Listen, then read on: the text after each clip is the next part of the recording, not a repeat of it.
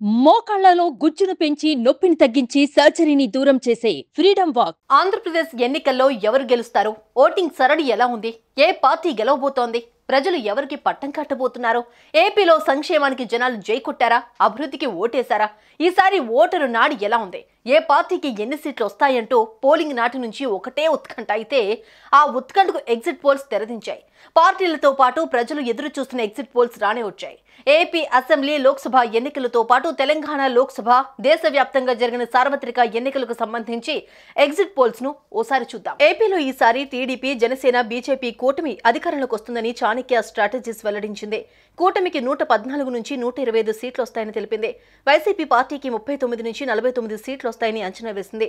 ఇక కాంగ్రెస్ లేదా ఇతరులు 0 లేదంటే ఒక స్థానంలో గెలుపొందుతాయని పేర్కొంది.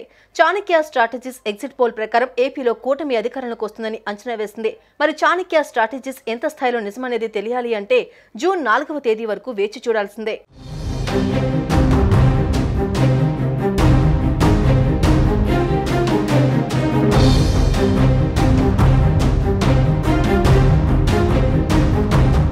లోక్సభ స్థానాల విషయానికి వస్తే చాణక్య స్ట్రాటజీస్ ప్రకారం టీడీపీ కూటమికి 17 నుంచి 18 స్థానాలు వస్తాయని చెప్పింది. ఇక వైసీపీ ఈసారి 6 నుంచి 7 స్థానాలకే పరిమితమవుతుందని పేర్కొంది. కాంగ్రెస్ ఈ ఎన్నికల్లో ఒక్క సీటు కూడా గెలవదని వెల్లడించింది.